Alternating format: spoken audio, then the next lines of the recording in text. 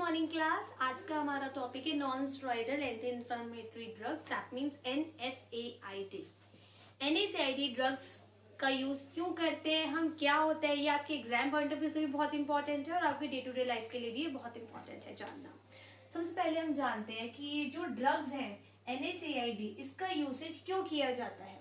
आपकी बॉडी में प्रोस्टाग्लैंडिन एक हार्मोन है, उसकी बायोसिंथेसिस से, दैट मीन्स अगर वो आपके बॉडी में प्रोस्टाग्लैंडिन नहीं हो तो आपको इन्फ्लामेशन और दर्द, इन्फ्लामेशन के आपके 5 सिम्टम्स होते हैं जैसे कि पेन, स्वेलिंग, रेडनेस, ये जो है आपकी बॉडी में, इसका आपको क्या सेंस नहीं होगा अगर प्रोस्टाग्लैंडिन की बायोसिंथेसिस नहीं हो। तो बस NSAID क्या करता है आपका, ये इसकी जो बायोसिंथेसिस है प्रोस्टाग्लैंडिन, इसका शॉर्ट फॉर्म होता है PG है शॉर्ट फॉर्म प्रोस्टाग्लैंडिन, ये आपका प्रोस्टाग्लैंडिन, ठीक है। अगर ये इसकी बायोसिंथेसिस को रोक दे तो आपको दर्द और इन्फ्लेमेशन नहीं हो। इसका फुल फॉर्म है non steroidal anti inflammatory drug. Anti inflammatory drug यानी कि जो आपके इन्फ्लेमेशन के अगेंस्ट दिया जाए। इन्फ्लेमेशन आपका क्या होता है, यहाँ पे देखते हैं हम, व्हाट इज इन्फ्लेमेशन।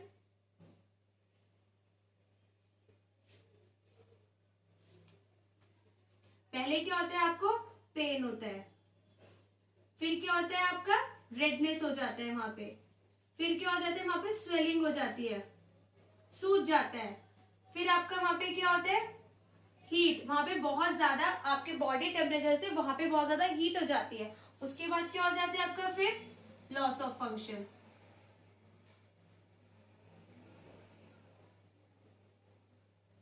सपोज आपको कोई चींटी काट लेती है, कोई मधुमक्खी काट लेती है, कोई हनी बी, तो उससे क्या होता है, किसी ने काट लिया आपके यहाँ पे हाथ पे काट लिया, सबसे पहले क्या होगा, आपको दर्द होगा, दर्द होने के बाद वहां पे रेडनेस आ जाएगी, रेडनेस होने के बाद वहां पे आपको लगेगा कि सूज गया, स्वेल हो गया, उसके बाद वहां पे बहुत आपको गर्म लगेगा, आप यहाँ छुए और यहाँ टच करें तो जहां आपको हनी बी ने कट किया है वहां आपका क्या हो जाएगा, आपको फील होगा कि वहां पे गर्म है आपका। और लॉस ऑफ फंक्शन, वहां पे कोई आपको फीलिंग नहीं आएगी, वहां पे टच करने पे कुछ देर के लिए कोई फीलिंग नहीं आएगी। तो दैट इज इन्फ्लामेशन, जो इन तकलीफों से दूर करती है उसी को बोलते हैं non steroidal anti inflammatory drug. इस ड्रग का इस्तेमाल इन तकलीफों से दूर करने के लिए ही किया जाता है। तो अब हम जानते हैं, और ये तकलीफें कौन कॉज करता है, यही प्रोस्टाग्लैंडिन्स। अगर प्रोस्टाग्लैंडिन्स की बायोसिंथेसिस, दैट मींस कि इसकी फॉर्मेशन नहीं हो तो क्या हो जाएगा, ये आपको फील होगा ही नहीं। तो ये ड्रग क्या करती है, प्रोस्टाग्लैंडिन की बायोसिंथेसिस को क्या कर देती है, ब्लॉक कर देती है, इनहिबिट कर देती है। अब हम देखते हैं क्या है इसमें। The main function of prostaglandin is to give sense of inflammation and pain.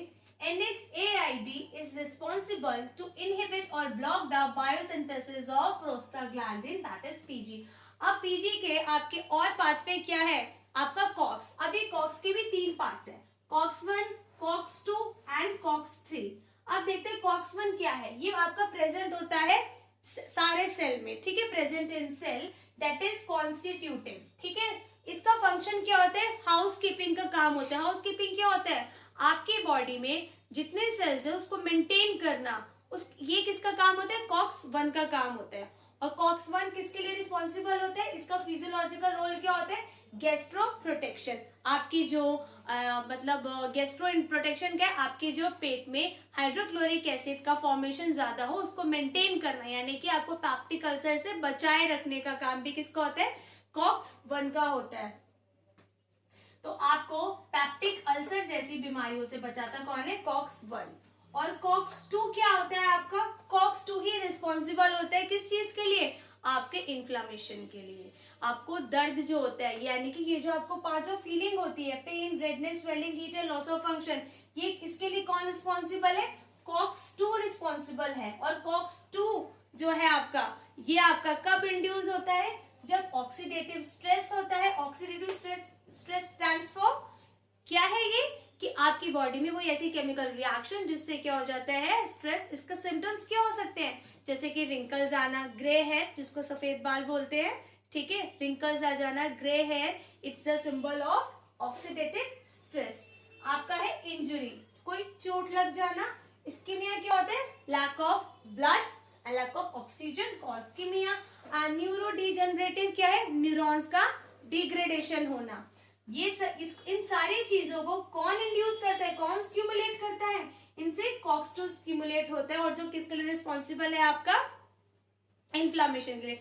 Suppose आपका हाथ किसी शार्प ऑब्जेक्ट से कट जाता है तो क्या कॉक्स-2 आपकी बॉडी में फटाफट से स्टिमुलेट हो जाएगा और आपको फील होगा कि आपको दर्द हो रहा है। जब आपकी बॉडी यहाँ पे कट जाएगा तो क्या हो जाएगा, फील होगा कि दर्द हो रहा है। तो वो किस लिए होता है, क्योंकि कॉक्स-2 क्या कर देता है, फटाफट से स्टिमुलेट हो जाता है।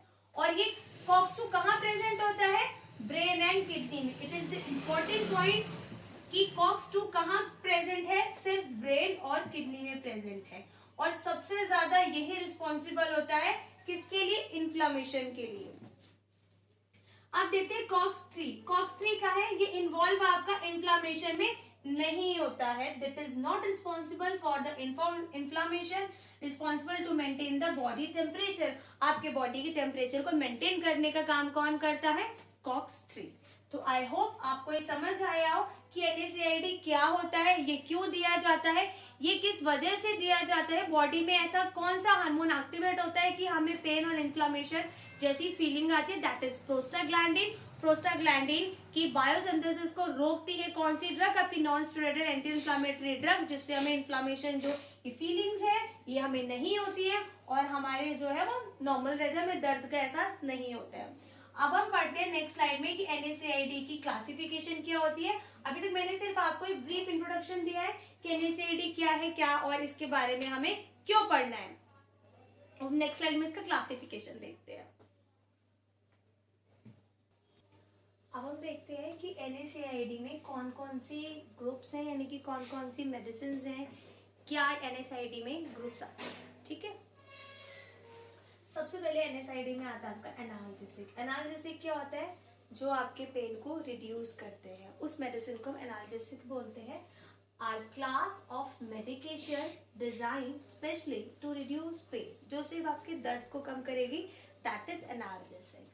एंटीबायोटिक कौन होता है, जो आपकी बॉडी के टेम्परेचर को डाउन करते हैं, जैसे कि फीवर में एस्पिरिन देते हैं, दैट इज एंटीबायोटिक।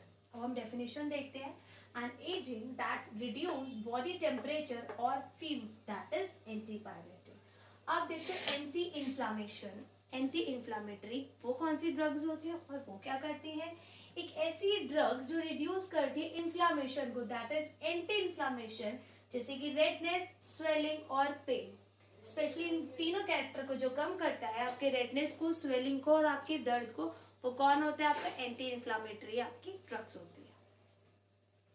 अभी देखो क्लासिफाइड किया गया आपको 4 कैटेगरीज में है। फर्स्ट ऑफ ऑल हम देखते हैं non selective COX inhibitor. Non selective COX inhibitor कौन होते हैं, जो सिलेक्ट नहीं करते कॉक्स-1, कॉक्स-2 और कॉक्स-3 को, तीनों को ही इनहिबिट कर देते हैं।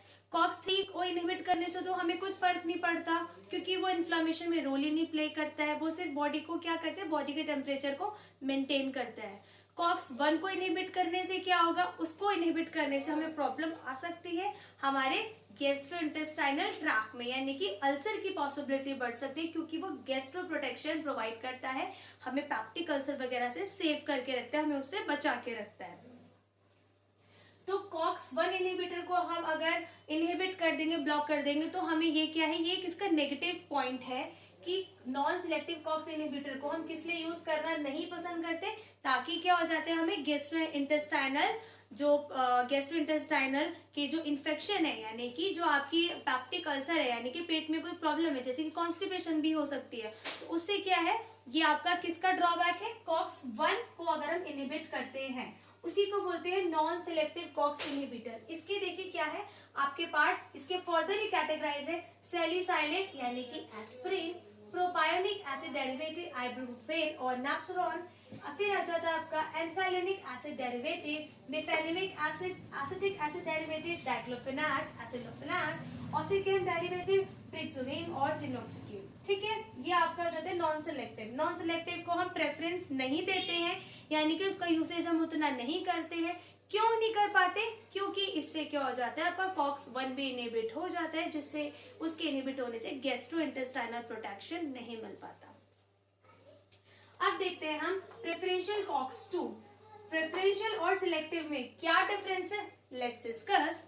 आपका जो प्रेफरेंशियल है, हम प्रेफरेंशियल में हम प्रेफरेंस देते हैं कि सिर्फ COX-2 को ही हम इनहिबिट करें, हम उसको प्रेफरेंस दे रहे हैं। और सिलेक्टिव में क्या हो रहा है कि हम सिर्फ COX-2 को ही इनहिबिट कर रहे हैं, ठीक है। तो ये आपका मेन डिफरेंस है।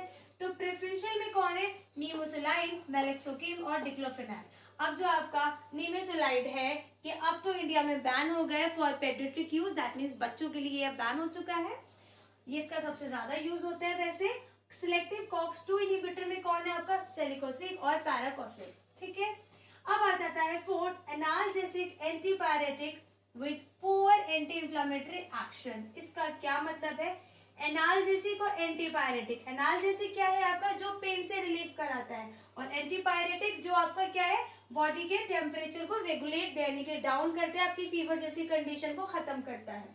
With poor anti inflammatory action. Poor anti inflammatory action का मतलब क्या है, यानी कि जो रेडनेस, स्वेलिंग और पेन जो इन कंडीशंस यानी कि जो इस चीज के लिए कम फायदा दे, वो बेसिकली किसके लिए, दर्द के लिए ज्यादा फायदा दे आपका, वो भी माइल्ड, सीवियर पेन के लिए नहीं यूज किया जाता, माइल्ड पेन के लिए।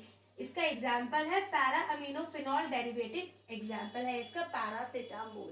पैरासिटामोल हर घर में अवेलेबल होती है और ये कब दी जाती है, जब फीवर आता है। ये क्या करते हैं आपके, ये एंटीपायरेटिक है, एनाल्जेसिक भी है, बट ये माइल्ड पेन के लिए है। अगर कोई सीवियर पेन है तो उसमें ये नहीं यूज किया जा सकता। आई होप आपको ये NSAID में कितने ग्रुप्स हैं और इसका क्लासिफिकेशन समझ आया। अब हम नेक्स्ट स्लाइड में देखते हैं इसका pharmacological action. Kindly take screenshot of this. अब हम देखते हैं contraindication, indication and dose. Contraindication क्या है कि किन प्रॉब्लम्स के साथ इनका यूज नहीं करना चाहिए, लाइक पैप्टिक अल्सर। अगर किसी को पैप्टिक अल्सर है तो अब इसका यूज नहीं करना चाहिए, क्योंकि COX-1 के इनहिबिट होने से वैसे ही पैप्टिक अल्सर होने की पॉसिबिलिटी बढ़ जाती है। लीवर डिसीज, ब्लीडिंग टेंडेंसी, ये ब्लड में क्या करता है, ब्लड क्लॉट के टाइम को डिक्रीज करता है और ब्लीडिंग टाइम को इंक्रीज करता है। इसको ब्लीडिंग टेंडेंसी में यूज नहीं करना चाहिए। प्रेगनेंसी में क्या होता है, प्रेगनेंसी में भी यूज नहीं करना चाहिए। प्रेगनेंसी में वैसे ही आपकी इम्यूनिटी कम हो जाती है और ये भी क्या करता है, आपकी एंटीबॉडीज के प्रोडक्शन को क्या करता है, डिक्रीज करता है। Stop salicylate 1 week before surgery. अगर किसी पेशेंट की सर्जरी होनी होती है तो सर्जरी से 1 हफ्ते पहले एस्पिरिन का जो आपका डोज है वो नहीं दिया जाता है। अब इंडिकेशन देखते हैं इसका किस किस चीज में यूज किया जाता है। फीवर में antipyretic, analgesic as a pain relief करने में, इन्फ्लामेशन रिलीफ करने में, osteoarthritis and post myocardial infection. Osteoarthritis क्या है, आपकी हड्डियों में यानी कि आपकी कोई बोन्स में आपको पेन है उसके उसके जॉइंट्स में, बोन्स के जॉइंट्स में कोई पेन है उसके लिए, एंड आपके हार्ट में कोई इन्फ्लामेशन है उसके लिए। अब आ जाते हैं डोज। आइबुप्रोफेन का dose 1 pill every 4 to 6 hour, लेकिन एक दिन में 1200 mg से ज्यादा नहीं होना चाहिए, not exceed 1200 mg। Naproxen sodium 1 pill every 8 to 12 hours, not exceed 660 mg। Now aspirin regular strength 325 mg की एक पिल होती है जिसका 1 और 2 पिल होना चाहिए 4 आवर्स में, और अगर आपको 3 पिल होता है every 6 hours. Aspirin extra strength जिसका 500 mg है, इसका 1 और 2 पिल एवरी 4 to 6 आवर्स होना चाहिए। लेकिन ये जो दोनों है आपकी एस्पिरिन आपका रेगुलर और एक्स्ट्रा, ये दोनों ही आपका 4000 mg से ग्रेटर नहीं होना चाहिए इन अ 1 डे। आई होप आपको कॉन्ट्राइंडिकेशन, इंडिकेशन और डोज भी समझ आई हो। हमने NSAID में क्या पढ़ा है, ये NSAID क्या होता है, किसके एक्टिवेट होने से होता है, इसका क्लासिफिकेशन क्या है, फार्माकोलॉजिकल एक्शन क्या है, कॉन्ट्राइंडिकेशन, इंडिकेशन एंड डोज। आपका ये पूरा टॉपिक खत्म हो गया। इसी के साथ आपकी पूरी सेकेंड यूनिट खत्म हो चुकी है। आपको नोट्स भी बहुत जल्दी मिल जाएंगे। थर्ड यूनिट के आपके जो नोट्स है ऑलरेडी वो टेलीग्राम पे अवेलेबल है, आप लोग वहाँ पे देख सकते हैं। Thank you class, have a nice day.